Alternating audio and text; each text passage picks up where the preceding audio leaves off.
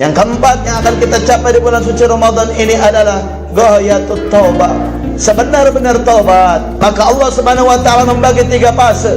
Fase awal adalah awwaluhur rahmah. Awal dari Ramadan adalah rahmat. Wa awsatuhu maghfirah. Pertengahannya adalah ampunan. Wa akhiruhu itqum minan nar.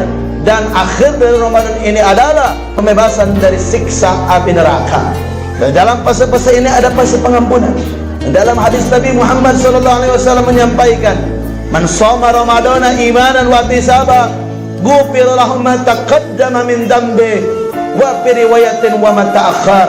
Siapa yang berpuasa untuk Allah Subhanahu wa taala, puasanya ikhlas, puasanya karena iman, maka Allah Subhanahu wa taala akan mengampuni dosa yang telah lalu dan dosa yang akan datang.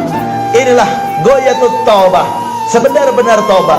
Dengan otomatis dosa-dosanya yang lalu dan dosa-dosa yang akan datang akan diampuni oleh Allah Subhanahu wa taala.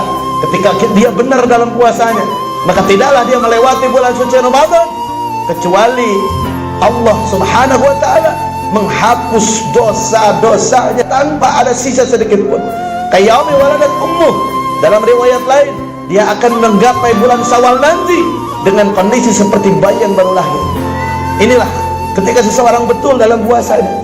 Tapi hati-hati, karena Rasulullah SAW pun pernah bersabda, "Kam min sha'imin laisa lahu min siyamihi illa wajhul atas."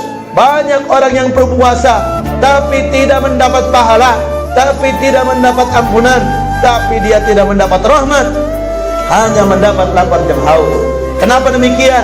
Karena yang dia tahan hanya lapar dan hausnya saja. Matanya masih tetap bermaksiat, lisannya masih tetap menggibah orang, telinganya masih tetap mendengarkan maksiat, tangannya masih tetap memegang hal-hal yang maksiat, kakinya masih tetap melangkah ke tempat-tempat yang maksiat, kelaminnya masih tetap dia pakai zina, hatinya masih tetap dia gunakan untuk suudzon, dan seterusnya. Itu merusak daripada tatanan ibadah puasa. Ayo bersama-sama kita perbaharui, kita perbaiki ibadah puasa kita agar memberikan persembahan istimewa kepada Allah Subhanahu wa taala.